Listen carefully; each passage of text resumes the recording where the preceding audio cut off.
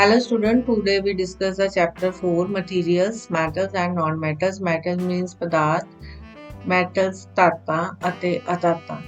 ਸੋ ਧਾਤਾਂ ਅਤੇ ਅਧਾਤਾਂ ਦੇ ਬਾਰੇ ਅਸੀਂ ਪੜ੍ਹਨਾ ਹੈ ਕੀ ਹੁੰਦੀਆਂ ਨੇ, ਅਸੀਂ ਇਹਨਾਂ ਦਾ ਕਿਵੇਂ ਪਤਾ ਲਗਾ ਸਕਦੇ ਹਾਂ ਤੇ ਇਹਨਾਂ ਦਾ ਸਾਡੀ ਜ਼ਿੰਦਗੀ ਦੇ ਵਿੱਚ ਕੀ ਯੂਜ਼ ਹੈ। ਸਭ ਤੋਂ ਪਹਿਲਾਂ ਬੱਚੋ ਮੈਟਲ, ਤੁਸੀਂ ਆਪਣਾ ਸਾਈਕਲ ਦੇਖਿਆ ਹੋਏਗਾ, ਉਹ ਕਿੱਦਾਂ ਬਣਿਆ ਹੋਇਆ, ਆਇਰਨ ਦਾ ਬਣਿਆ ਹੋਇਆ, ਘਰ ਦੇ ਲੱਗਾ ਬਾਹਰ ਜਿਹੜਾ ਗੇਟ ਹੈ ਉਹ ਵੀ ਕਾਹਦਾ ਮਿਲ ਕੇ ਬਣਿਆ ਹੈ, ਆਇਰਨ ਦਾ। ਇਸ ਤੋਂ ਇਲਾਵਾ ਤੁਹਾਡੇ ਘਰ ਦੇ ਵਿੱਚ ਫਰਨੀਚਰ ਜਾਂ ਘਰ ਬਣਾਉਣ ਦੇ ਵਿੱਚ ਜਿੰਨਾ ਵੀ ਮਟੀਰੀਅਲ ਯੂਜ਼ ਹੁੰਦਾ ਹੈ, ਜਿਸ ਤਰ੍ਹਾਂ ਲੈਂਟਰ ਬਣਾਉਣ ਲਈ ਸਰੀਏ ਦਾ ਇਸਤੇਮਾਲ ਹੁੰਦਾ ਹੈ। ਸੋ ਮੈਟਲ ਕਾਫੀ ਥਾਵਾਂ ਤੇ ਅਸੀਂ ਯੂਜ਼ ਕਰਦੇ ਹਾਂ। ਇਸ ਤੋਂ ਇਲਾਵਾ ਐਲੂਮੀਨੀਅਮ, ਤੁਸੀਂ ਆਪਣੀ ਰੋਟੀ ਰੈਪ ਕਰਦੇ ਹੋ, ਰੋਟੀ ਰੈਪ ਕਰਨ ਦੇ ਵਿੱਚ ਜਿਹੜੀ ਫੋਇਲ ਯੂਜ਼ ਹੁੰਦੀ ਹੈ ਉਹ ਕਿਹਦੀ ਮਿਲ ਕੇ ਬਣੀ ਹੁੰਦੀ ਹੈ, ਐਲੂਮੀਨੀਅਮ। ਸੋ ਐਲੂਮੀਨੀਅਮ ਵੀ ਕੀ ਹੈ, ਮੈਟਲ।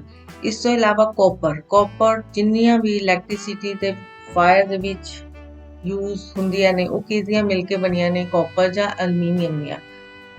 ਔਰ ਨੌਨ ਮੈਟਲ ਦੀ ਐਗਜ਼ਾਮਪਲ, ਜਿਸ ਤਰ੍ਹਾਂ ਤੁਸੀਂ ਸਾਹ ਲੈਣ ਲਈ ਕਿਹੜੀ ਗੈਸ ਯੂਜ਼ ਕਰਦੇ ਹੋ, ਆਕਸੀਜਨ ਦੀ। ਸੋ ਆਕਸੀਜਨ ਵੀ ਕੀ ਹੈ, ਨੌਨ ਮੈਟਲ ਹੈ। ਕਾਰਬਨ, ਕੋਇਲਾ ਕੀ ਹੈ, ਨੌਨ ਮੈਟਲ।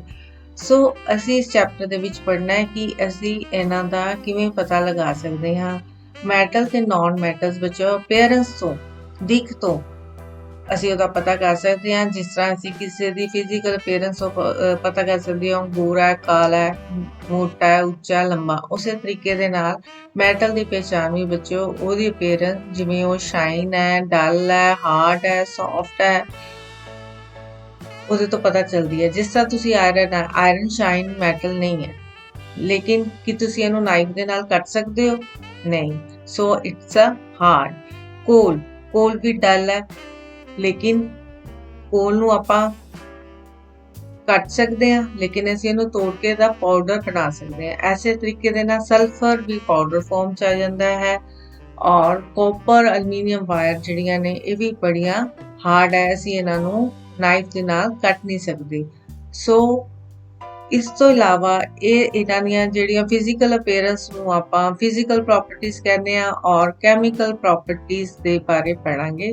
ਫਿਜ਼ੀਕਲ ਪ੍ਰੋਪਰਟੀਜ਼, ਜਿਸ ਤਰ੍ਹਾਂ ਇੱਕ ਐਕਟੀਵਿਟੀ ਹੈ ਕਿ ਅਗਰ ਅਸੀਂ ਆਇਰਨ ਨੇਲ ਨੂੰ ਹੈਮਰ ਦੇ ਨਾਲ ਬੀਟ ਕਰੀਏ ਤਾਂ ਕਿ ਇਹ ਟੁੱਟ ਜਾਂਦਾ ਹੈ, ਨਹੀਂ, ਇਹ ਫਲੈਟ ਹੋ ਜਾਂਦਾ ਹੈ ਔਰ ਇਹ ਪਾਊਡਰ ਫਾਰਮ ਦੇ ਵਿੱਚ ਨਹੀਂ ਆਉਂਦਾ। ਸੋ ਅਗਰ ਅਸੀਂ ਇਸ ਜਗ੍ਹਾ ਕੋਇਲਾ ਲੈ ਲਈਏ, ਅਗਰ ਕੋਇਲੇ ਤੇ ਅਸੀਂ ਹਥੌੜਾ ਮਾਰੀਏ ਤਾਂ ਕੋਇਲਾ ਕਿਹੜੀ ਫਾਰਮ ਦੇ ਵਿੱਚ ਆ ਜਾਂਦਾ ਹੈ, ਪਾਊਡਰ ਫਾਰਮ ਦੇ ਵਿੱਚ ਆ ਜਾਂਦਾ ਹੈ। ਔਰ ਐਲੂਮੀਨੀਅਮ ਵਾਇਰ ਵੀ ਫਲੈਟ ਹੋ ਜਾਂਦੀਆਂ ਨੇ, ਲੇਕਿਨ ਇੱਕ ਪੈਨਸਲ ਦਾ ਜਿਹੜਾ ਸਿੱਕਾ ਹੈ ਉਹ ਵੀ ਪਾਊਡਰ ਫਾਰਮ ਦੇ ਵਿੱਚ ਆ ਜਾਂਦਾ ਹੈ। ਸੋ ਇਸ ਕੁਆਲਿਟੀ ਨੂੰ ਆਪਾਂ ਕੀ ਕਹਿੰਦੇ ਆ, ਮੈਲਾਬਿਲਿਟੀ। ਕੀ ਹੁੰਦੀ ਹੈ ਮੈਲਾਬਿਲਿਟੀ? ਉਹ ਮੈਟਲ ਦੀ ਪ੍ਰੋਪਰਟੀ ਜਿਹਦੇ ਨਾਲ ਅਸੀਂ ਇਹਦੀਆਂ ਸ਼ੀਟਸ ਬਣਾ ਸਕਦੇ ਹਾਂ, ਉਹਨਾਂ ਨੂੰ ਆਪਾਂ ਕੀ ਕਹਿੰਦੇ ਆ, ਮੈਲਾਬਿਲਿਟੀ। ਇਸ ਤੋਂ ਇਲਾਵਾ ਮੈਟਲਸ ਜਿਹੜੀਆਂ ਨੇ ਗੁੱਡ ਕੰਡਕਟਰ ਆਫ ਇਲੈਕਟ੍ਰਿਸਿਟੀ ਹੈ। ਅਗਰ ਅਸੀਂ ਸੈੱਲ, ਬਲਬ ਔਰ ਵਾਇਰ ਦੇ ਵਿੱਚ ਅਗਰ ਅਸੀਂ ਆਇਰਨ ਨੇਲ ਲਗਾ ਦਈਏ ਤਾਂ ਇਹਦੇ ਵਿੱਚੋਂ ਕਰੰਟ ਜਿਹੜਾ ਪਾਸ ਹੋ ਜਾਂਦਾ ਹੈ ਔਰ ਬਲਬ ਗਲੋ ਕਰਦਾ ਹੈ। ਔਰ ਅਗਰ ਇਸ ਜਗ੍ਹਾ ਤੇ ਆਪਾਂ ਇੱਕ ਕੋਇਲਾ ਲੈ ਲਈਏ ਤਾਂ ਬਲਬ ਜਿਹੜਾ ਗਲੋ ਨਹੀਂ ਕਰੇਗਾ। So metals are good conductor of electricity. ਔਰ ਇਸ ਤੋਂ ਇਲਾਵਾ ਬੱਚੋ ਇਹਨਾਂ ਵਿੱਚੋਂ ਹੀਟ ਵੀ ਜਿਹੜੀ ਹੈ ਪਾਸ ਹੋ ਜਾਂਦੀ ਹੈ। ਤੁਸੀਂ ਦੇਖਿਆ ਹੋਏਗਾ ਕਿ ਆਇਰਨ, ਕਿ ਆਪਾਂ ਲੱਕੜੀ ਦੇ ਬਰਤਨ ਬਣਾਉਂਦੇ ਹਾਂ, ਨਹੀਂ ਨਾ, ਤਾਂ ਸਟੀਲ ਜਾਂ ਲੋਹੇ ਤੇ ਅਸੀਂ ਬਰਤਨ ਬਣਾਉਂਦੇ ਹਾਂ ਤਾਂ ਕਿ ਉਹਨਾਂ ਦੇ ਵਿੱਚੋਂ ਜਿਹੜੀ ਹੀਟ ਹੈ ਉਹ ਪਾਸ ਹੋ ਸਕੇ। ਕਾਪਰ ਵਾਇਰ ਦੇ ਵਿੱਚੋਂ ਕਰੰਟ ਪਾਸ ਹੋ ਜਾਂਦਾ, ਸੋ ਇਹ ਵੀ ਗੁੱਡ ਕੰਡਕਟਰ ਹੈ। ਆਇਰਨ ਦੇ ਵਿੱਚੋਂ ਵੀ ਕਰੰਟ ਪਾਸ ਹੋ ਜਾਂਦਾ ਹੈ ਤਾਂ ਇਹ ਵੀ ਗੁੱਡ ਕੰਡਕਟਰ ਹੈ। ਸਲਫਰ ਔਰ ਕੋਲ ਵੀ ਇਸ ਦੇ ਵਿੱਚੋਂ ਕਰੰਟ ਪਾਸ ਨਹੀਂ ਹੁੰਦਾ। ਇਸ ਤੋਂ ਇਲਾਵਾ ਅਸੀਂ ਜਿਵੇਂ ਕਾਪਰ ਮੈਟਲ ਦੀ ਵਾਇਰ ਲਿੱਤੀ ਹੈ, ਕਾਪਰ ਮੈਟਲ ਨੂੰ ਅਸੀਂ ਖਿੱਚ ਕੇ ਇਹਦੀਆਂ ਤਾਰਾਂ ਜਿਹੜੀਆਂ ਬਣਾ ਲੈਂਦੇ ਆ, ਉਸ ਪ੍ਰੋਪਰਟੀ ਨੂੰ ਆਪਾਂ ਕੀ ਕਹਿੰਦੇ ਆ, ਡਕਟਿਲਿਟੀ। The property by which it can be drawn into wires is called ductility. ਇਸ ਤੋਂ ਇਲਾਵਾ ਬੱਚੋ ਇਹ ਜਿਹੜੀਆਂ ਮੈਟਲਸ ਨੇ ਇਹ ਕੀ ਪ੍ਰੋਡਿਊਸ ਕਰਦੀਆਂ ਨੇ, ਸਾਊਂਡ ਪ੍ਰੋਡਿਊਸ ਕਰਦੀਆਂ ਨੇ। ਤੁਸੀਂ ਮੰਦਰ ਜਾਂਦੇ ਹੋ ਤਾਂ ਉੱਥੇ ਘੰਟੀਆਂ ਦੇਖੀਆਂ ਲੱਗੀਆਂ ਹੋਈਆਂ, ਮੈਟਲ ਦੀਆਂ ਬਣੀਆਂ ਹੁੰਦੀਆਂ, ਕਿ ਉਹ ਵੁੱਡ ਜਾਂ ਕੋਇਲੇ ਦੀਆਂ ਤਾਂ ਨਹੀਂ ਬਣੀਆਂ ਹੁੰਦੀਆਂ। ਸੋ ਮੈਟਲਸ ਕੀ ਪ੍ਰੋਡਿਊਸ ਕਰਦੀਆਂ ਨੇ, ਸਾਊਂਡ ਪ੍ਰੋਡਿਊਸ ਕਰਦੀਆਂ ਨੇ, ਇਸ ਕਰਕੇ ਇਹਨਾਂ ਨੂੰ ਆਪਾਂ ਕਹਿੰਦੇ ਆ ਸੋਨੋਰਸ। ਸੋ ਇਹੋ ਜਿਹੀਆਂ ਪ੍ਰੋਪਰਟੀਜ਼, ਇਹੋ ਜਿਹੇ ਅਗਰ ਮਟੀਰੀਅਲ ਹੋਣ ਜਿਹੜੇ ਹਾਰਡ ਵੀ ਹੋਣ, ਲਸਟਰ, ਹਾਂਜੀ ਲਸਟਰ ਬੱਚਿਓ ਚਮਕਦਾਰ, ਇੱਥੇ ਹੀ ਐਗਜ਼ਾਮਪਲ ਹੈਗੀ ਹੈ, ਜਿਵੇਂ ਸੋਨਾ ਮੈਟਲ ਹੈ, ਚਾਂਦੀ ਮੈਟਲ ਹੈ, ਗੋਲਡ ਔਰ ਸਿਲਵਰ ਇਹ ਮੈਟਲਸ ਵਿੱਚੋਂ ਸ਼ਾਈਨ ਕਰਦੀਆਂ ਨੇ। ਕੁਝ ਮੈਟਲਸ ਡਲ ਹੁੰਦੀਆਂ ਨੇ, ਕੁਝ ਸ਼ਾਈਨ ਕਰਦੀਆਂ ਨੇ, ਤਾਂ ਆਪਾਂ ਉਹਦੇ ਤੋਂ ਪਤਾ ਚੱਲ ਜਾਂਦਾ ਹੈ ਕਿ ਇਹ ਮੈਟਲ ਹੈ। ਸੋ ਉਹ ਮਟੀਰੀਅਲ ਜਿਹੜੇ ਹਾਰਡ ਹੋਣ, ਚਮਕਦਾਰ ਹੋਣ, ਮੈਲੇਬਲ ਹੋਏ, ਡਕਟਾਈਲ ਹੋਵੇ, ਸੋਨੋਰਸ ਔਰ good conductor of heat and electricity ਹੋਣ, ਉਹਨਾਂ ਨੂੰ ਆਪਾਂ ਕੀ ਕਹਿੰਦੇ ਆ, ਮੈਟਲਸ।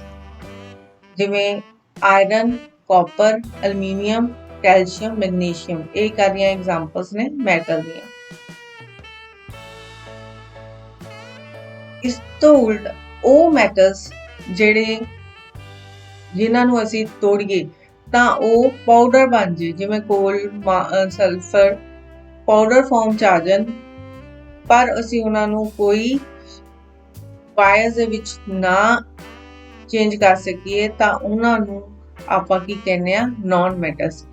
ਔਰ ਇਹ ਜਿੰਨੀਆਂ ਵੀ ਨॉन ਮੈਟਲਸ ਨੇ, ਨਾ ਇਹ ਆਵਾਜ਼ ਪ੍ਰੋਡਿਊਸ ਕਰਦੀਆਂ ਨੇ, ਨਾ ਹੀ ਇਹ ਗੁੱਡ ਕੰਡਕਟਰ ਆਫ ਹੀਟ ਔਰ ਇਲੈਕਟ੍ਰਿਸਿਟੀ ਨੇ, ਉਹਨਾਂ ਨੂੰ ਆਪਾਂ ਕੀ ਕਹਿੰਦੇ ਆ, ਨॉन ਮੈਟਲਸ। ਇਹਨਾਂ ਦੀ ਐਗਜ਼ਾਮਪਲ ਹੈ ਸਲਫਰ, ਕਾਰਬਨ, ਆਕਸੀਜਨ ਔਰ ਫਾਸਫੋਰਸ। ਮੈਟਲ ਦੇ ਵਿੱਚ ਆਪਾਂ ਪੜ੍ਹਿਆ ਹੈ ਕਿ ਮੈਟਲਸ ਆਰ ਹਾਰਡ, ਬਟ ਕੁਝ ਐਕਸੈਪਸ਼ਨਲ ਕੇਸ ਹੈ, ਜਿਵੇਂ ਸੋਡੀਅਮ ਔਰ ਪੋਟਾਸ਼ੀਅਮ ਮੈਟਲਸ ਨੇ, ਇਹ ਬਹੁਤ ਜ਼ਿਆਦਾ ਸੌਫਟ ਹੈ ਔਰ ਅਸੀਂ ਇਹਨੂੰ ਨਾਈਫ ਦੇ ਨਾਲ ਕੱਟ ਸਕਦੇ ਹਾਂ। ਮਰਕਰੀ ਇੱਕ ਇਹੋ ਜਿਹੀ ਮੈਟਲ ਹੈ ਜਿਹੜੀ ਸਾਨੂੰ ਲਿਕੁਇਡ ਫਾਰਮ ਦੇ ਵਿੱਚ ਮਿਲਦੀ ਹੈ। ਇਹਦਾ ਇਸਤੇਮਾਲ ਥਰਮਾਮੀਟਰ ਦੇ ਵਿੱਚ ਹੁੰਦਾ ਹੈ। ਨੈਕਸਟ ਆ ਗਿਆ chemical properties of metals and non metal. ਸਭ ਤੋਂ ਪਹਿਲਾਂ ਆ ਗਿਆ ਰਿਐਕਸ਼ਨ ਵਿਦ ਆਕਸੀਜਨ। ਜਦੋਂ ਵੀ ਮੈਟਲਸ ਆਕਸੀਜਨ ਦੇ ਨਾਲ ਰਿਐਕਟ ਕਰਦੀਆਂ ਨੇ ਤੇ ਕੀ ਬਣਾਉਂਦੀਆਂ ਨੇ, ਆਕਸਾਈਡਸ ਬਣਾਉਂਦੀਆਂ ਨੇ। ਜਿਵੇਂ ਆਇਰਨ ਪਲੱਸ ਆਕਸੀਜਨ ਵਾਟਰ। ਅਗਰ ਲੋਹੇ ਦੀ ਕੋਈ ਚੀਜ਼ ਬਾਹਰ ਪਈ ਹੈ, ਹਵਾ ਦੇ ਵਿੱਚ ਮੋਇਸਚਰ ਵੀ ਹੈ, ਆਕਸੀਜਨ ਵੀ ਹੈ, ਤਾਂ ਉਹ ਕੀ ਮਿਲ ਕੇ ਬਣਾ ਦਿੰਦੇ ਆ, ਆਇਰਨ ਆਕਸਾਈਡ। ਤੁਸੀਂ ਦੇਖਿਆ ਹੋਵੇਗਾ ਲੋਹੇ ਨੂੰ ਅਗਰ ਹਵਾ ਦੇ ਵਿੱਚ ਰੱਖਿਆ ਜਾਵੇ ਤਾਂ ਉਹਦੇ ਤੇ ਇੱਕ ਬਰਾਊਨ ਕਲਰ ਦੀ ਪਰਤ ਜੰਮ ਜਾਂਦੀ ਹੈ, ਜਿਹਨੂੰ ਆਪਾਂ ਰਸਟਿੰਗ ਜਾਂ ਜੰਗਾਲ ਲੱਗਣਾ ਵੀ ਕਹਿੰਦੇ ਆ। ਅਗਰ ਅਸੀਂ ਉਹ ਰਸਟ ਨੂੰ ਆਪਾਂ ਟੈਸਟ ਟਿਊਬ ਦੇ ਵਿੱਚ ਪਾਣੀ ਦੇ ਵਿੱਚ ਪਾ ਕੇ ਪਾਈਏ ਔਰ ਉਹਨੂੰ ਸ਼ੇਕ ਕਰਕੇ ਉਹਦਾ ਟੈਸਟ ਅਗਰ ਲੈਡ ਲਿਟਮਸ ਪੇਪਰ ਦੇ ਨਾਲ ਕਰੀਏ ਤਾਂ ਦੇਖੋਗੇ ਕਿ ਉਹ ਬਲੂ ਹੋ ਜਾਏਗਾ। ਇਹਦਾ ਮਤਲਬ ਕੀ ਹੈ ਕਿ ਇਹ ਬੇਸਿਕ ਆਕਸਾਈਡਸ ਜਿਹੜੇ ਆ ਉਹ ਬਣਾਉਂਦੇ ਆ। ਤੁਸੀਂ ਕਾਪਰ ਦੇ ਉੱਤੇ ਮੈਟਲ ਕਾਪਰ ਦਾ ਅਗਰ ਕੋਈ ਬਰਤਨ ਬਾਹਰ ਰੱਖ ਦੋ ਤਾਂ ਤੁਸੀਂ ਦੇਖੋਗੇ ਕਿ ਉਹਦੇ ਤੇ ਕਿਹੜੇ ਕਲਰ ਦੀ ਪਰਤ ਜੰਮ ਜਾਂਦੀ ਹੈ, ਗ੍ਰੀਨ ਕਲਰ ਦੀ ਪਰਤ ਜੰਮ ਜਾਂਦੀ ਹੈ। ਤਾਂ ਆਪਾਂ ਉਹਨੂੰ ਕੀ ਕਹਿੰਦੇ ਆ, ਕਾਪਰ ਹਾਈਡਰੋਕਸਾਈਡ। ਅਗਰ ਅਸੀਂ ਇੱਕ ਮੈਗਨੀਸ਼ੀਅਮ ਰੀਬਨ ਲਈਏ, ਉਹਨੂੰ ਜਲਾਈਏ ਤਾਂ ਜਿਹੜੀ ਉਹਦੇ ਤੋਂ ਐਸ਼ ਪ੍ਰੋਡਿਊਸ ਹੋਏਗੀ, ਉਹਨੂੰ ਆਪਾਂ ਟੈਸਟ ਕਰੀਏ ਰੈਡ ਲਿਟਮਸ ਪੇਪਰ ਦੇ ਨਾਲ ਤਾਂ ਉਹਦਾ ਕਲਰ ਕਿਹੜਾ ਹੋ ਜਾਏਗਾ, ਬਲੂ ਹੋ ਜਾਏਗਾ। ਸੋ ਮੈਗਨੀਸ਼ੀਅਮ ਆਕਸਾਈਡ ਵੀ ਬੇਸਿਕ ਇਨ ਨੇਚਰ ਹੈ। ਤਾਂ ਇੱਥੇ ਅਸੀਂ ਕਹਿ ਸਕਦੇ ਹਾਂ ਕਿ ਜਿੰਨੀਆਂ ਵੀ ਮੈਟਲਸ ਨੇ ਇਹ ਕੀ ਹੁੰਦੀਆਂ ਨੇ, ਜਦੋਂ ਆਕਸੀਜਨ ਦੇ ਨਾਲ ਰਿਐਕਟ ਕਰਦੀਆਂ ਨੇ ਤਾਂ ਕੀ ਬਣਾਉਂਦੀਆਂ ਨੇ, ਆਕਸਾਈਡ ਬਣਾਉਂਦੀਆਂ ਨੇ ਔਰ ਇਹ ਕੀ ਹੁੰਦੀਆਂ ਨੇ, ਬੇਸਿਕ ਇਨ ਨੇਚਰ। ਨੈਕਸਟ ਅਗਰ ਅਸੀਂ ਸਲਫਰ ਪਾਊਡਰ ਦੀ ਐਗਜ਼ਾਮਪਲ ਲਈਏ, ਨॉन ਮੈਟਲ ਹੈ। ਅਗਰ ਸਾਡੇ ਕੋਲ ਡੀਫਲੈਗਰੇਟਿੰਗ ਸਪੂਨ ਨਹੀਂ ਹੈ, ਇਹਦੇ ਵਿੱਚ ਆਪਾਂ ਸਲਫਰ ਪਾ ਲੈਣਾ। ਅਗਰ ਇਹ ਸਪੂਨ ਨਹੀਂ ਹੈ ਤਾਂ ਇੱਕ ਆਪਾਂ ਬੋਟਲ ਦੇ ਢੱਕਣ ਦੇ ਨਾਲ ਵੀ ਇਹ ਸਪੂਨ ਬਣਾ ਸਕਦੇ ਹਾਂ। ਇਹਦੇ ਵਿੱਚ ਅਸੀਂ ਸਲਫਰ ਪਾ ਕੇ ਇਹਨੂੰ ਜਲਾ ਕੇ ਜਾਰ ਦੇ ਵਿੱਚ ਰੱਖ ਦਈਏ ਤੇ ਉੱਪਰ ਉਹਦਾ ਬੰਦ ਕਰ ਦਈਏ ਤਾਂ ਕਿ ਇਹਦੇ ਵਿੱਚੋਂ ਜਿਹੜੀ ਗੈਸ ਆ ਉਹ ਬਿਲਕੁਲ ਨਾ ਨਿਕਲ ਸਕੇ। ਔਰ ਗੈਸ ਉਸ ਤੋਂ ਬਾਅਦ ਇਹਦੇ ਵਿੱਚ ਥੋੜਾ ਜਿਹਾ ਪਾਣੀ ਪਾ ਕੇ ਸ਼ੇਕ ਕਰਕੇ ਇਹਨੂੰ ਆਪਾਂ ਇਹਦਾ ਟੈਸਟ ਕਰੀਏ ਤਾਂ ਲਿਟਮਸ ਪੇਪਰ ਦੇ ਨਾਲ ਤਾਂ ਇਹ ਰੈਡ ਲਿਟਮਸ ਨੂੰ ਬਲੂ ਕਰ ਦੇਗਾ ਤੇ ਜਿਹਦੇ ਤੋਂ ਪਤਾ ਚੱਲਦਾ ਹੈ ਕਿ ਇਹ acidic in nature. Next reaction with water. ਕੁਝ ਮੈਟਲਸ ਪਾਣੀ ਦੇ ਨਾਲ ਰਿਐਕਟ ਕਰਦੀਆਂ ਨੇ ਤੇ ਕੁਝ ਨਹੀਂ ਕਰਦੀਆਂ। ਜਿਸ ਤਰ੍ਹਾਂ ਆਮ ਅਸੀਂ ਸੋਨਾ ਚਾਂਦੀ ਤੇ ਗਹਿਣੇ ਪਾ ਕੇ ਰੱਖਦੇ ਹਾਂ ਤਾਂ ਉਹ ਪਾਣੀ ਦੇ ਨਾਲ ਰਿਐਕਟ ਨਹੀਂ ਕਰਦੀਆਂ, ਪਰ ਕੁਝ ਇਹੋ ਜਿਹੀਆਂ ਮੈਟਲਸ ਨੇ ਜਿਹੜੀਆਂ ਬਹੁਤ ਜਲਦੀ ਰਿਐਕਟ ਕਰਦੀਆਂ ਨੇ, ਜਿਵੇਂ ਸੋਡੀਅਮ ਮੈਟਲ ਹੈ, ਇਹ ਬਹੁਤ ਜਲਦੀ ਰਿਐਕਟ ਕਰਦੀ ਹੈ ਆਕਸੀਜਨ ਨਾਲ ਤੇ ਵਾਟਰ ਦੇ ਨਾਲ, ਔਰ ਇਹ ਬਹੁਤ ਜ਼ਿਆਦਾ એનર્ਜੀ ਹੀਟ ਜਿਹੜੀ ਹੈ ਉਹ ਛੋੜਦੀ ਹੈ। ਇਸ ਕਰਕੇ ਅਸੀਂ ਇਹਨੂੰ ਆਪਾਂ ਕੈਰੋਸਿਨ ਜਾਂ ਮਿੱਟੀ ਦੇ ਤੇਲ ਦੇ ਵਿੱਚ ਵੀ ਰੱਖਦੇ ਹਾਂ। ਅਗਰ ਅਸੀਂ ਇੱਕ ਬੀਕਰ ਦੇ ਵਿੱਚ ਥੋੜੀ ਜਿਹੀ ਸੋਡੀਅਮ ਮੈਟਲ ਨੂੰ ਆਪਾਂ ਪਹਿਲੇ ਚੰਗੀ ਤਰ੍ਹਾਂ ਫਿਲਟਰ ਪੇਪਰ ਦੇ ਨਾਲ ਸਾਫ਼ ਕਰਕੇ ਫਿਰ ਉਸ ਤੋਂ ਉਹਨੂੰ ਕਾਟਨ ਦੇ ਵਿੱਚ ਲਪੇਟ ਕੇ ਜਾਰ ਦੇ ਵਿੱਚ ਅਸੀਂ ਪਾਣੀ ਲਿਆ ਉਹਦੇ ਵਿੱਚ ਸੁੱਟ ਦਈਏ ਤਾਂ ਉਹਨੂੰ ਇੱਕਦਮ ਅੱਗ ਲੱਗ ਜਾਂਦੀ ਹੈ, ਤਾਂ ਤੁਸੀਂ ਜਾਰ ਨੂੰ ਜਾਂ ਬੀਕਰ ਨੂੰ ਟੱਚ ਕਰਕੇ ਦੇਖ ਸਕਦੇ ਹੋ ਬਹੁਤ ਸਾਰੀ ਜਿਹੜੀ ਹੀਟ ਹੈ ਉਹ ਨਿਕਲਦੀ ਹੈ।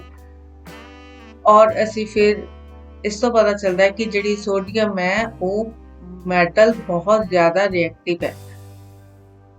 ਕੁਝ ਮੈਟਲਸ ਲੇਕਿਨ ਜਿਸ ਤਰ੍ਹਾਂ ਆਇਰਨ ਹੈ, ਆਇਰਨ ਬਹੁਤ ਸਲੋ ਰਿਐਕਟ ਕਰਦੀ ਹੈ, ਇਹਨੂੰ ਬਹੁਤ ਦੇਰ ਬਾਅਦ ਜੰਗਾਲ ਲੱਗਣਾ ਸ਼ੁਰੂ ਹੁੰਦਾ ਹੈ। ਨੌਨ ਮੈਟਲਸ ਇਹ ਪਾਣੀ ਦੇ ਨਾਲ ਨਹੀਂ ਰਿਐਕਟ ਕਰਦੀਆਂ, ਪਰ ਇਹ ਹਵਾ ਦੇ ਵਿੱਚ ਬਹੁਤ ਜਲਦੀ ਰਿਐਕਟ ਕਰਦੀਆਂ ਨੇ, ਇਸ ਕਰਕੇ ਇਹਨਾਂ ਨੂੰ ਪਾਣੀ ਦੇ ਵਿੱਚ ਸਟੋਰ ਕੀਤਾ ਜਾਂਦਾ ਹੈ। ਜਿਵੇਂ ਫਾਸਫੋਰਸ, ਇਹ ਬਹੁਤ ਜ਼ਿਆਦਾ ਰਿਐਕਟਿਵ ਮੈਟਲ ਹੈ ਔਰ ਇਹਨੂੰ ਬਹੁਤ ਜਲਦੀ ਅੱਗ ਲੱਗ ਜਾਂਦੀ ਹੈ, ਇਸ ਕਰਕੇ ਆਪਾਂ ਕਿਤੇ ਵਿੱਚ ਸਟੋਰ ਕਰਦੇ ਹਾਂ, ਵਾਟਰ ਦੇ ਵਿੱਚ। ਨੈਕਸਟ ਆ ਗਈ ਰਿਐਕਸ਼ਨ ਵਿਦ ਐਸਿਡ। बेटा कुछ अगर असी मैटल्स जिस तरह magnesium, aluminium, iron filling, copper और चारकोल सल्फर पाउडर ये नॉन मैटल है। अगर असी इन्हां नूं डिल्यूट हाइड्रोक्लोरिक एसिड दे नाल जां जिन्हों आप HCl कहने आ और डिल्यूट सल्फ्यूरिक H2SO4 कहने आ उहदे नाल रिएक्ट करके देखिए तां कि ये रिएक्ट करदियां ने कि नहीं। ये मैग्नीशियम, ਐਲੂਮੀਨੀਅਮ ਔਰ ਆਇਰਨ ਫਿਲਿੰਗ ਇਹ ਹਾਈਡਰੋਕਲੋਰਿਕ ਐਸਿਡ ਦੇ ਨਾਲ ਜਿਹੜੀਆਂ ਰਿਐਕਟ ਕਰ ਦਿੰਦੀਆਂ ਨੇ। ਕਾਪਰ ਜਿਹੜੀ ਹੈ ਅਗਰ ਅਸੀਂ ਇਹਨੂੰ ਗਰਮ ਵੀ ਕਰਕੇ ਇਹਦੇ ਲਿਕੁਇਡ ਨੂੰ ਗਰਮ ਵੀ ਕਰੀਏ ਤਾਂ ਵੀ ਇਹ ਰਿਐਕਟ ਨਹੀਂ ਕਰਦੀ, ਤਾਂ ਇਹ ਸਲਫਿਊਰਿਕ ਐਸਿਡ ਦੇ ਨਾਲ ਜਿਹੜੀ ਹੈ ਉਹ ਰਿਐਕਟ ਕਰ ਲੈਂਦੀ ਹੈ। ਇਹ ਮੈਟਲਸ ਵੀ ਜਿਹੜੀਆਂ ਨੇ ਸਲਫਿਊਰਿਕ ਐਸਿਡ ਦੇ ਨਾਲ ਰਿਐਕਟ ਕਰ ਲੈਂਦੀਆਂ ਨੇ। ਚਾਰਕੋਲ ਤੇ ਸਲਫਰ ਜਿਹੜੇ ਆ ਉਹ ਰਿਐਕਟ नहीं करते। नॉन मैटल्स ਜਿਹੜੀਆਂ ਨੇ ਐਸਿਡ ਦੇ ਨਾਲ ਰਿਐਕਟ ਨਹੀਂ ਕਰਦੀਆਂ, ਪਰ ਮੈਟਲਸ ਜਿਹੜੀਆਂ ਨੇ ਐਸਿਡ ਦੇ ਨਾਲ ਰਿਐਕਟ ਕਰਕੇ ਕਿਹੜੀ ਗੈਸ ਬਣਾਉਂਦੀਆਂ ਨੇ, ਹਾਈਡਰੋਜਨ ਗੈਸ ਬਣਾਉਂਦੀਆਂ ਨੇ, ਔਰ ਇੱਥੇ ਇੱਕ ਆਵਾਜ਼ ਆਉਂਦੀ ਹੈ, ਪੌਪ ਸਾਊਂਡ ਦੀ ਆਵਾਜ਼ ਆਉਂਦੀ ਹੈ। ਕਾਪਰ ਜਿਵੇਂ ਮੈਂ ਦੱਸਿਆ ਕਿ ਉਹ ਡਿਲੂਟ HCl ਦੇ ਨਾਲ ਨਹੀਂ ਰਿਐਕਟ ਕਰਦੀਆਂ ਇਵਨ ਗਰਮ ਕਰਨ ਤੇ ਵੀ, ਪਰ ਉਹ ਸਲਫਿਊਰਿਕ ਐਸਿਡ ਦੇ ਨਾਲ ਰਿਐਕਟ ਕਰ ਜਾਂਦੀ ਹੈ। ਜਿਹੜੇ ਵਿੱਚੋਂ ਪੌਪ ਸਾਊਂਡ ਦੀ ਆਵਾਜ਼ ਆਉਂਦੀ ਹੈ, ਦੱਸਿਆ ਕਿ ਉਹਦਾ ਮਤਲਬ ਕੀ ਹੈ, ਹਾਈਡਰੋਜਨ ਗੈਸ ਪ੍ਰੋਡਿਊਸ ਹੋਈ ਹੈ। ਮੈਟਲ ਜਦੋਂ ਵੀ ਰਿਐਕਟ ਕਰਦੀਆਂ ਨੇ ਤਾਂ ਉਹ ਕਿਹੜੀ ਗੈਸ ਬਣਾ ਦਿੰਦੀਆਂ ਨੇ, ਸੋਡੀਅਮ। ਮੈਟਲ ਜਦੋਂ ਵੀ ਸੋਡੀਅਮ ਹਾਈਡਰੋਕਸਾਈਡ ਦੇ ਨਾਲ ਰਿਐਕਟ ਕਰਦੀਆਂ ਨੇ ਤਾਂ ਉਹ ਕੀ ਬਣਾ ਦਿੰਦੀਆਂ ਨੇ, ਹਾਈਡਰੋਜਨ ਗੈਸ ਬਣਾ ਦਿੰਦੀਆਂ ਨੇ। ਨੈਕਸਟ ਆ ਗਿਆ ਡਿਸਪਲੇਸਮੈਂਟ ਰਿਐਕਸ਼ਨ। ਡਿਸਪਲੇਸਮੈਂਟ ਰਿਐਕਸ਼ਨ ਕੀ ਹੁੰਦਾ ਹੈ ਬੱਚਿਓ? डिस्प्लेसमेंट रिएक्शन वास्ते बच्चों असी एक एक्टिविटी करते हैं कि असी एक 5 बीकर ले ले जिन्होंने आप नाम दिता A B C D E और इन्हां भी सारियां दे विच 50 ml जिहड़ा असी पानी पा लिया और पहले बीकर दे विच आपां कॉपर सल्फेट सोल्यूशन पाया जिहदा कलर जिहड़ा ब्लू आ गया। नैक्सट A और B दोनों च आपां कॉपर सल्फेट पा लांगे ते पहले बीकर दे विच आपां जिंक मैटल पा देंगे, ਇਹਦੇ ਵਿੱਚ ਆਪਾਂ ਆਇਰਨ ਮੈਟਲ ਪਾ ਦਾਂਗੇ। C ਔਰ D ਦੇ ਵਿੱਚ ਆਪਾਂ ਜ਼ਿੰਕ ਸਲਫੇਟ ਸੋਲੂਸ਼ਨ ਔਰ ਇਹਦੇ ਵਿੱਚ ਆਪਾਂ ਪਾ ਦਾਂਗੇ ਆਇਰਨ ਸਲਫੇਟ ਔਰ E ਦੇ ਵਿੱਚ ਵੀ ਆਪਾਂ ਪਾ ਦਾਂਗੇ ਜ਼ਿੰਕ ਸਲਫੇਟ। ਤੁਸੀਂ ਦੇਖੋਗੇ ਕਿ ਥੋੜੀ ਦੇਰ ਬਾਅਦ ਇਹਦੇ ਵਿੱਚ ਆਪਾਂ ਜਦੋਂ ਕਾਪਰ ਸਲਫੇਟ ਸੋਲੂਸ਼ਨ ਦੇ ਵਿੱਚ ਆਪਾਂ ਜ਼ਿੰਕ ਗ੍ਰੈਨੂਲਸ ਪਾਏ ਤਾਂ ਇਹਦਾ ਕਲਰ ਥੋੜਾ ਚੇਂਜ ਹੋ ਗਿਆ और ब्लू कलर खत्म हो गया तो नीचे थोड़ा जिहा रस्ट कलर जिहड़ा है आ गया और ऐसे विच भी कलर जिहड़ा चेंज हो गया। ये कलर दे विच क्यों चेंज आई? क्योंकि जिंक जिहड़ी सी ਉਹ रिएक्टिव मैटल है कॉपर नालों ਤਾਂ ਉਹਨੇ ਇਹਨੂੰ कॉपर ਦੇ ਵਿੱਚੋਂ ਕੱਢ ਦਿੱਤਾ। ਜਾਂ ਜਿਸ ਤਰ੍ਹਾਂ ਤੁਸੀਂ ਕਹਿ ਸਕਦੇ ਹੋ ਇੱਕ ਐਗਜ਼ਾਮਪਲ ਜਿਸ ਤਰ੍ਹਾਂ ਕਿ ਤੁਹਾਡੇ ਬੈਂਚ ਦੇ ਵਿੱਚ ਤੁਸੀਂ 2 ਸਟੂਡੈਂਟ ਬੈਠੇ ਹੋ ਤੇ ਇੱਕ ਆ ਕੇ ਤੀਸਰਾ ਬੈਠ ਜਾਂਦਾ ਹੈ, ਉਹ ਮੋਟਾ ਤਾਜ਼ਾ ਹੈ ਤੇ ਉਹ ਤਾਕਤਵਰ ਹੈ ਤੇ ਉਹਨੇ ਉਹਨੂੰ ਧੱਕਾ ਦਿੱਤਾ ਤੇ ਨਿਕਲ ਕਿਹੜਾ ਗਿਆ, ਬਾਹਰ ਨਿਕਲ ਗਿਆ। ਇੱਕ ਜਿਹੜਾ ਪਤਲਾ ਸੀਗਾ ਉਹ ਬਾਹਰ ਨਿਕਲ ਗਿਆ। ਸੋ ਐਸੇ ਤਰੀਕੇ ਦੇ ਨਾਲ ਜ਼ਿੰਕ ਜਿਹੜੀ ਹੈ ਉਹ ਰਿਐਕਟਿਵ ਮੈਟਲ ਹੈ, ਉਹਨੇ ਉਹਨੂੰ ਕਾਪਰ ਨੂੰ ਇਹਦੇ ਵਿੱਚੋਂ ਡਿਸਪਲੇਸ ਕਰ ਦਿੱਤਾ। ਸੀ ਦੇ ਵਿੱਚ ਤੁਸੀਂ ਪਾਇਆ ਸੀ zinc sulphate plus copper turning, ਇਹਦੇ ਵਿੱਚ ਕਿਉਂ ਨਹੀਂ ਚੇਂਜ ਆਈ?